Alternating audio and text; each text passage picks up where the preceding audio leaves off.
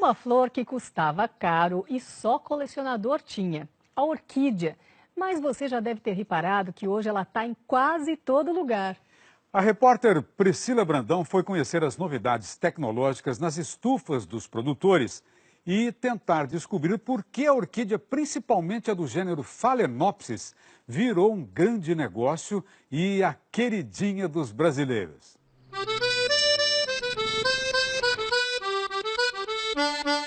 Olambra é daquelas cidades em que se respira o ar do país de origem dos colonizadores.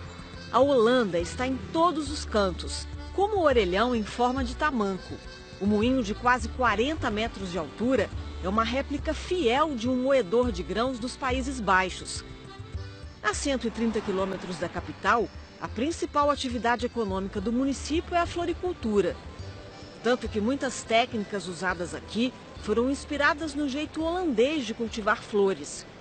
Como o leilão da cidade de Ausbier, registrado no livro dos recordes como o maior do mundo no gênero. No Brasil, o Olambra se tornou o centro de um polo formado na região, onde muitos produtores se dedicam à produção de flores.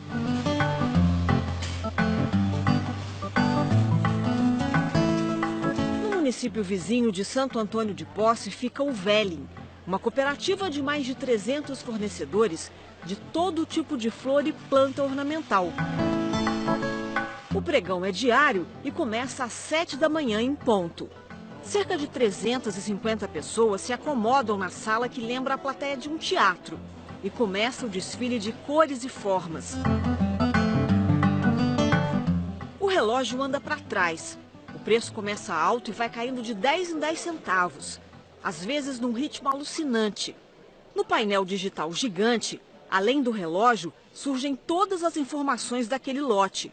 Aqui não há gritaria, apesar do nervosismo de alguns. O dedo fica estrategicamente posicionado no botão da mesa. E como em qualquer leilão, vence aquele que consegue perceber o momento exato de dar o lance. É em cima do conhecimento da situação do mercado, oferta e procura, que você vai saber justamente esse momento de compra. No ano passado, o mercado de flores no Brasil movimentou quase 6 bilhões de reais. Aqui no Velling, só de rosas vermelhas, chegam a ser vendidas 40 mil unidades em um único dia. Mas um outro tipo de flor faz muito sucesso, a orquídea. Principalmente a do gênero Phalaenopsis. Ela é de origem asiática e o nome quer dizer mariposa em grego. As Phalaenopsis parecem mesmo borboletas, daquelas bem coloridas. Podem ser brancas, amarelas, rajadinhas e até azuis, mas nesse caso a cor não é natural. A tinta é adicionada artificialmente na orquídea branca. E na próxima florada, as pétalas surgem brancas de novo. Fácil de cuidar, irrigação 2 vezes por semana, longa duração e florescimento a cada 6 meses. Se antes ninguém comprava uma orquídea com R$100, hoje a gente encontra vasos por menos da metade desse preço em supermercados e até em pet shops. De acordo com a gerente de marketing do Velling, Tamara Dangieri, o que está estimulando a comercialização da Phalaenopsis é a queda no preço para o consumidor, por causa do aumento do número de produtores. No ponto de venda, o preço está mais acessível, com a entrada de autosserviço, novas opções em floricultura, então ele está entrando mais em casa como presente ou até mesmo no formato de decoração. Então ela é a queridinha hoje nacional. Tão queridinha que até foi parar na novela. Em Babilônia, há sempre orquídeas enfeitando o cenário das personagens da Glória Pires e no apartamento chique de Fernanda Montenegro e Natália Timber. Aqui são Phalaenopsis mesmo. O número de produtores de Phalaenopsis vem aumentando, apesar de não haver um dado oficial. Até quem estava acostumado a produzir outros tipos de flores se rendeu ao charme delas. Seu Gino Jun Shinkawa é um tradicional produtor de crisântemos em Atibaia, São Paulo. Percebendo o interesse dos consumidores, há 6 anos decidiu investir em orquídeas. Hoje, 1/4 da área total de cultivo é reservado a elas. São 2 hectares de estufas com 20 tipos diferentes. Uma produção de 30 mil vasos por mês.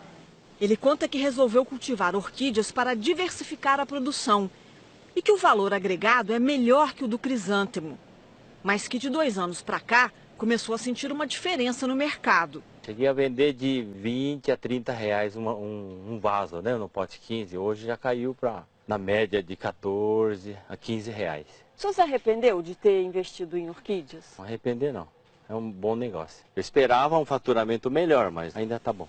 Seu Gino está preocupado com o aumento no número de produtores de orquídeas, porque quanto mais oferta no mercado, a tendência é de queda no preço. E quem pode, investe pesado no setor. Uma das maiores produtoras de bromélias e orquídeas do país, a Ecoflora, com sede em Olambra, iniciou o cultivo de orquídeas há 15 anos. São 4 sítios no total de 18 hectares plantados, 7 deles com orquídeas.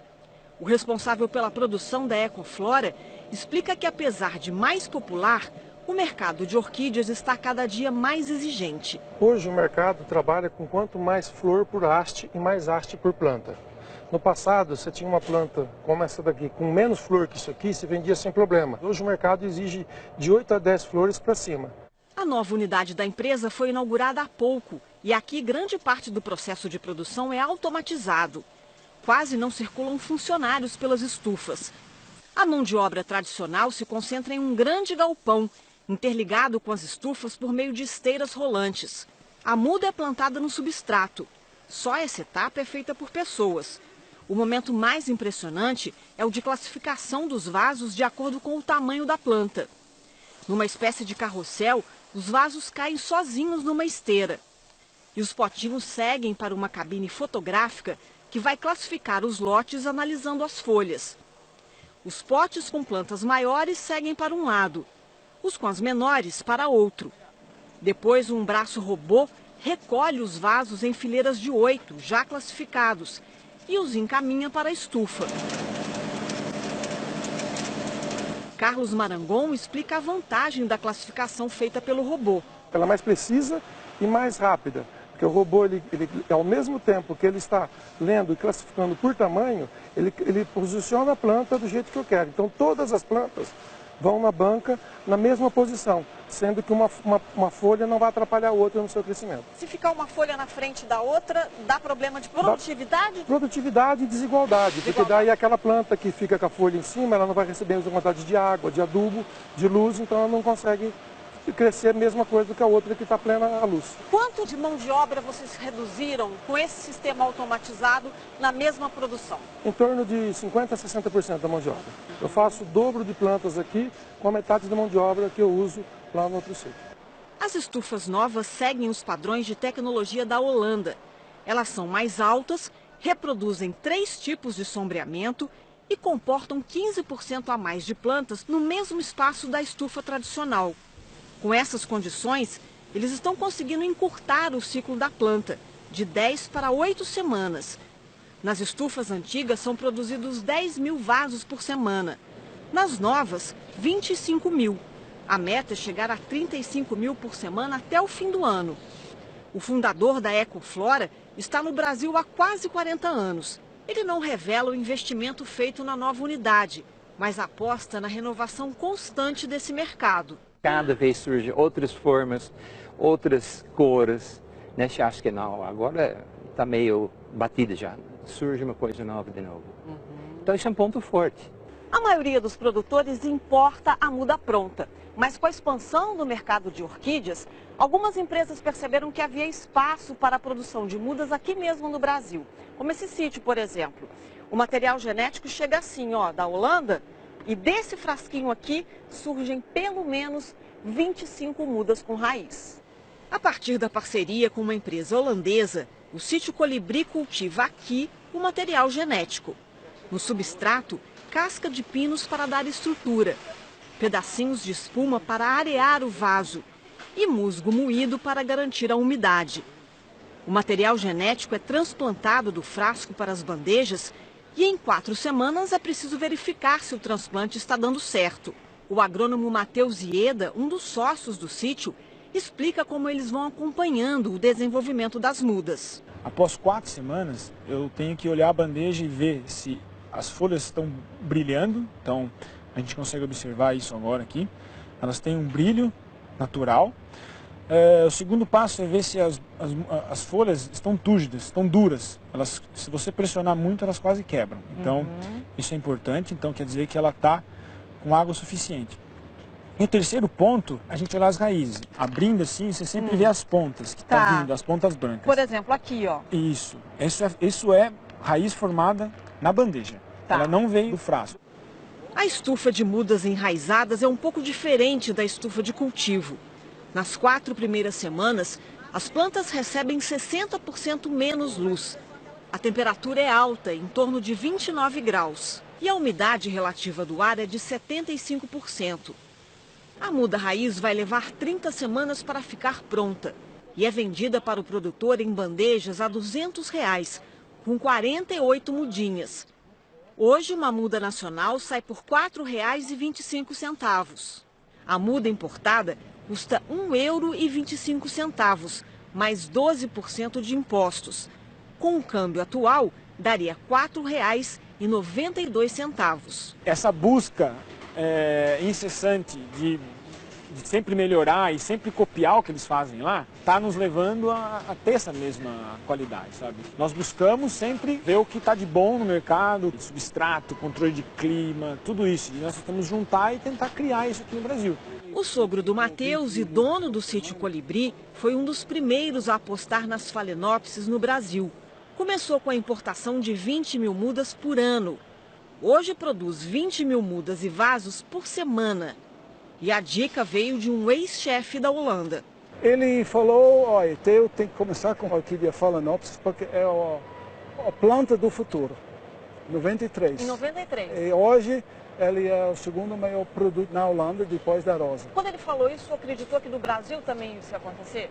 Naquela época ainda não, porque eu não tinha ainda comprovado que eu dominava a tecnologia.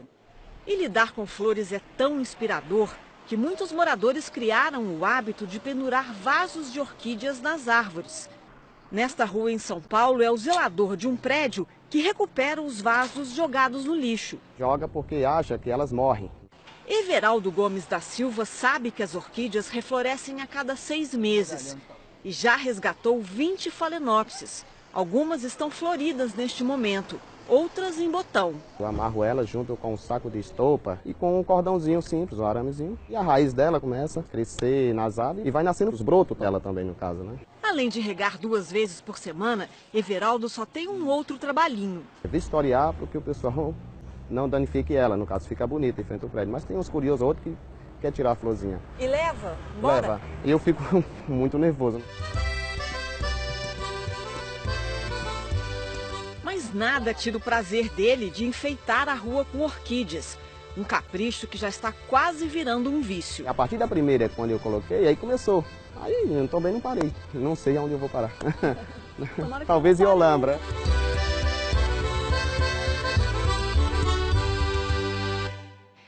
A reportagem sobre as novidades das orquídeas também está aqui, olha, na revista Globo Rural de junho, olha só.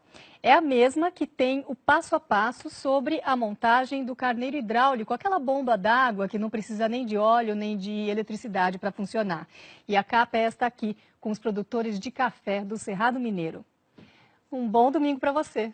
Bom dia e até domingo que vem.